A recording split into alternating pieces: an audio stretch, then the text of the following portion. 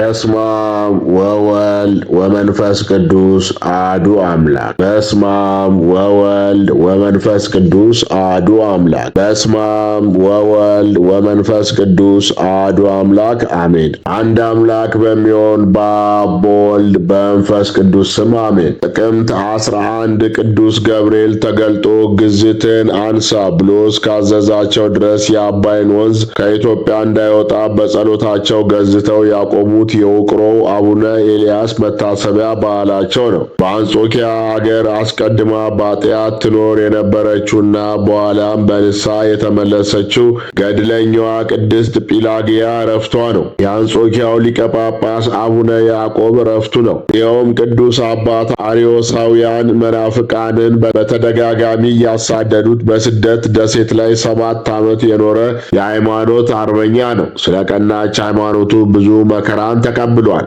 ረድኤት በረከቱ ይደርብን፣ በጸሎቱ ይማረን። ቅድስት ጲላግያ ከአንጾኪያ አገር የተገኘች ቅድስት ናት። ወላጆቿ የማያምኑ ካዲያን ናቸው። እርሷም አስቀድማ ከረከሰች ሃይማኖቷ ጋር በረከሰ ሥራ ጸንታ መኖርን ገንዘብ ያደረገች ነበረች። በመሸ ጊዜ በጨዋታ ቤት በመዋል ስትሳለቅና ስትዘፍን ስታመነዝርም ኖራለች። በእንደዚህ አይነቱ የረከሰ ሕይወት ውስጥ ከኖረች በኋላ ግን ከዕለታት በአንደኛው ቀን የገሃነም እሳትና የዘላለም ስቃይን እንደሚጠብቃቸው እያሳሰበ ዝንጉዎችንና አመንዝራዎችን ሲገስጻቸው ኤጲስቆጶስ ጳውሎስን ሰማችውና ምክሩን በልቧ አሳደረች። ከዚህም በኋላ ቅድስት ጲላግያ ሲያስተምር ወደ ሰማችው ኤጲስቆጶስ ጳውሎስ ዘንድ ሄዳ የሰራችውን ኃጢአቷን ሁሉ ተናዘዘች። እርሱም አጽናንቶ የቀናች ሃይማኖትን አስተማራትና ከነበረችበት የርኩሰት ሕይወት አወጣት። አስተምሮ ካሳመናትም በኋላ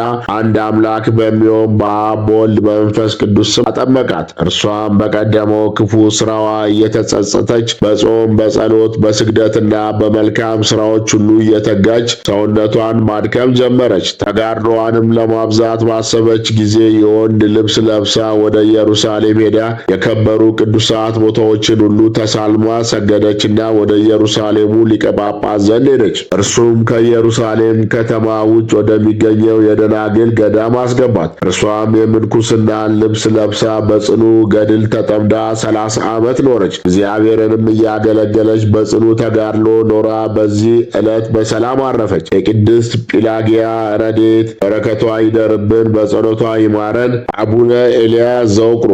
አቡነ ኤልያስ ዘውቅሮ የትውልድ አገራቸው አክሱም ነው። አቡነ አረጋዊ 3ኛ የቆብ ልጅ ናቸው። አባታቸው ውቅሮ የሚገኘው የጥንታዊው የአብራ ዋጽባ ቤተ መቅደስ አጣኝ ነበሩ። ይህ ጻድቅ የሚታወቁ አንድ ትልቅ ገድል አላቸው። በቀን 548 ጊዜ አቡነ ዘበሰማያትን እየጸለዩ 666 ጊዜ ይሰግዱ ነበር። ቅዱስ ያሬድ አባይ የአገራችንን አፈርና ዛፉን ሁሉ ጠራርጎ ሲወስድ ቢመለከት ድምፁን ከፍ አድርጎ ኦ አባይ አይቲ ታውር ወለመኑ ታዲገ ለኢትዮጵያ ብሎ ሲዘምር አባይ ቀጥ ብሎ ቆሟል። መልአኩም ወዲያው መጥቶ ለምን ትደክማለህ? ለምንስ ተፈጥሮን ትከለክላለህ? ሕጉን አታፍርስ ሲለው ቅዱስ ያሬድ ደንግጦ አጥፍቻለሁ፣ አባይ ሆይ ሂድ፣ የተፈጥሮ ግዴታን ፈጽም ብሎ አሰናብቶታል። የኢትዮጵያ ብርሃኗ ቅዱስ ያሬድ በዜማው አባይን ቀጥ አድርጎ እንዳቆመው ሁሉ አቡነ ኤልያስ ዘውቅሮም በጸሎታቸው አባይን ከኢትዮጵያ እንዳይወጣ አድርገውት ነበር። ታቦተ አብራ ዋጽዋን ይዘው ከኢትዮጵያ ጠረፍ ዳር ኑቢያ ሄደው ድንጋይ ከአባይ ዳር ደርድረው ታቦቱን አስቀምጠው ስዕለ ማርያምን አድርገው መስዋዕትን ሰውተው አባይ ከኢትዮጵያ እንዳትወጣ ገዝቻለሁ ሲሉ አባይም ተመልሶ ቆሟል። አባይ ምድረ ኑቢያን ሲያጥለቀልቃት መልአኩ ቅዱስ ገብርኤል ተገልጾ ለምን የእግዚአብሔርን ስነ ፍጥረት ታስጨንቃለህ ብሎ ተቆጣቸው። ጻድቁም ውሃው ይሂድ፣ ግን ዛፉን አፈሩን ይዞ ከኢትዮጵያ አይውጣ ብለው መልአኩን ጠይቀውታል። ቅዱስ ገብርኤልም ውሃ ሲሞላ ዛፉን ቅጠሉን ይዞ መጓዙን እንዴት ትረሳዋለህ? የጸሎት ጊዜ ደርሷልና ወደ በዓት ተመለስ ብሎ በቁጣ የእሳት ሰይፉ ያሳያቸው ግዝታቸውን አንስተው ታቦታቸውን ይዘው ወደ በዓታቸው ውቅሮ ተመልሰዋል። አባቶቻችን እንዲህ ናቸው። እንኳን ሃይማኖት፣ ባህል፣ ታሪክ፣ ቅርስ፣ ስብዕናና ማንነታችንን ይቅርና የአገራችንን አፈር እንኳን ለባዕድ አሳልፈው የማይሰጡ ቅዱሳን ጻድቃን ነበሩ። የአባ ኤልያስ ረድኤት በረከታቸው ይደርብን፣ በጸሎታቸው ይማረን። አነሳስቶ ላስጀመረ ለጀመረን አስጀምሮ ላስፈጸመን ለኃያሉ አምላክ ለልዑል እግዚአብሔር ክብር ምስጋና ይገባል። አሜን። አባታችን ሆይ በሰማያት የምትኖር ስምህ ይቀደስ፣ መንግሥትህ ትምጣ፣ ፈቃድህ በሰማይ እንደሆነች እንዲሁም በምድር ትሁን። የዕለት እንጀራችንን ስጠን ለዛሬ፣ በደላችንን ይቅር በለን እኛም የበደሉንን ይቅር እንደምንል፣ አቤቱ ወደ ፈተናም አታግባን ከክፉ ሁሉ አድነን እንጂ ይህች መንግሥት ያንተ ናትና ኃይል፣ ክብር፣ ምስጋና ለዘላለሙ አሜን። በቤታችን ቅድስት ድንግል ማርያም ሆይ በመልአኩ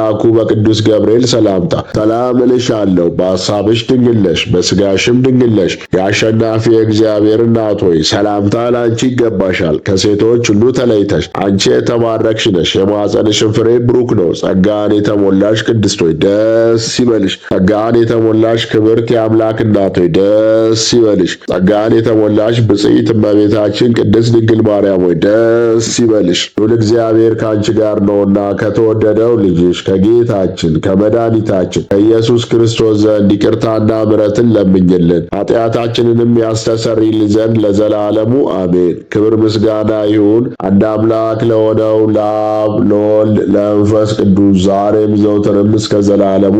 የእግዚአብሔር አብ ጸጋ፣ የእግዚአብሔር ወልድ ፍቅር፣ የእግዚአብሔር መንፈስ ቅዱስ አንድነት፣ የእመቤታችን የቅድስት ድንግል ማርያም አማላጅነት፣ የጻድቃን የሰማዕታት ጸሎት ተራዳይነት፣ የቅዱሳን መላእክት ጠባቂነት ከሁላችን ከሕዝበ ክርስቲያን ጋር አብሮን ይኑር ለዘላለሙ አሜን።